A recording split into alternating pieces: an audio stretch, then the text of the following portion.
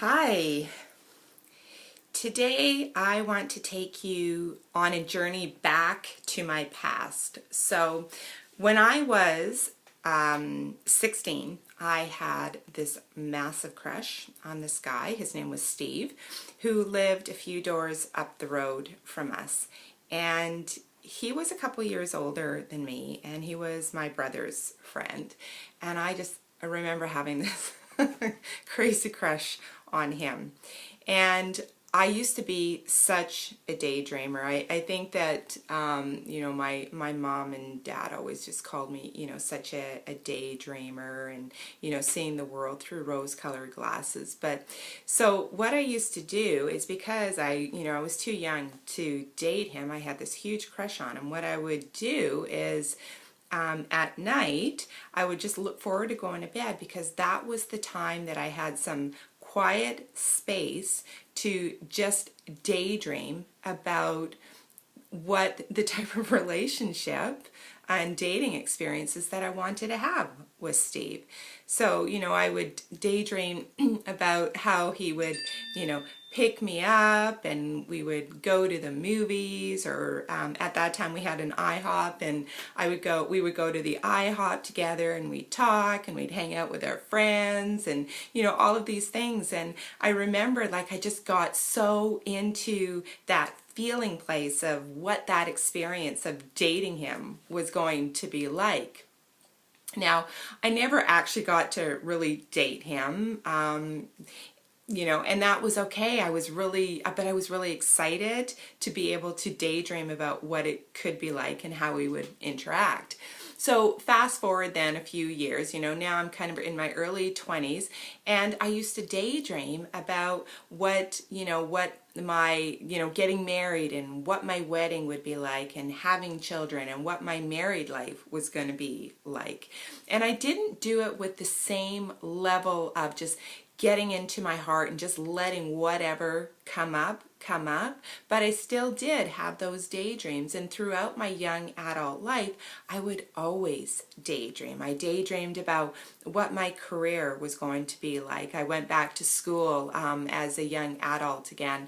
And I daydreamed about what my career was going to be like. And, so I've always been one to kind of daydream, but a lot of us lose that connection of daydreaming and listening to what our heart actually wants, right? Because our head gets in the way of our heart.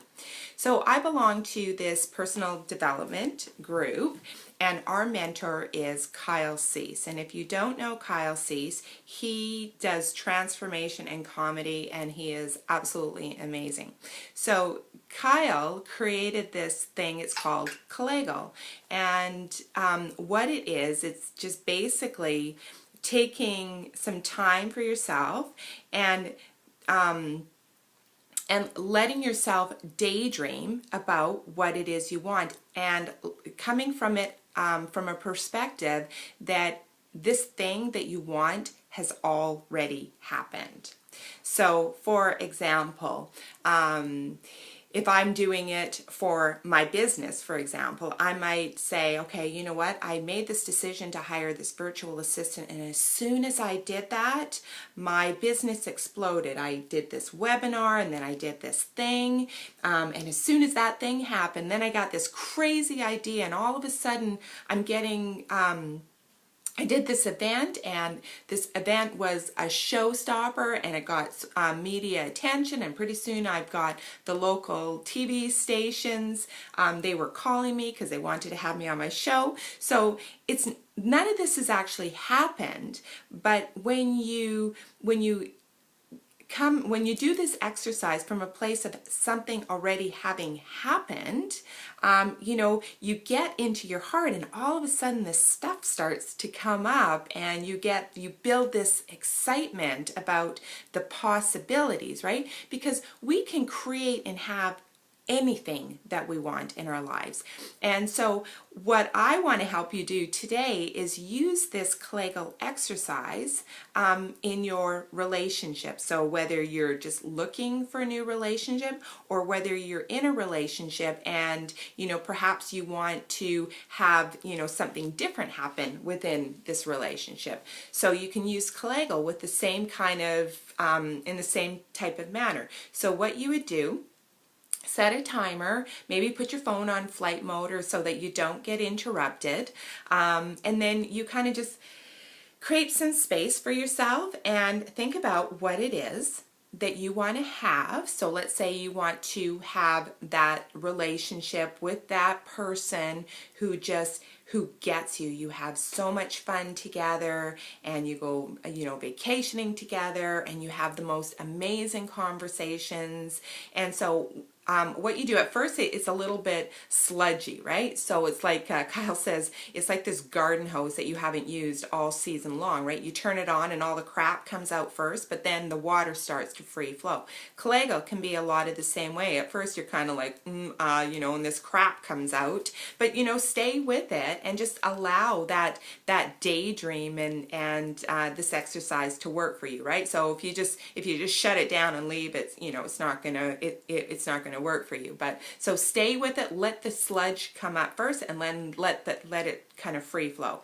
And so our head's going to want to get in the way, and it's going to, you know, want to kind of control the direction of what's happening, right? But really settle into your heart and go, okay, you know what, I met this amazing person, and we just met by chance, and we were at this coffee shop, and, you know, we started talking, and the conversation was just free flowing. And the next week we had this amazing date. We went to this concert, and after the concert we went and we had a drink, and I was just absolutely astounded at the conversation and the deep level of conversation that we already had, like, so quickly. And so we agreed to go on this other date, and he was going out of town, and he asked me if I wanted to go, and it wasn't that far away. I thought, well, you know, I'll meet him there, and if things don't go very well, then, you know, I could drive back home.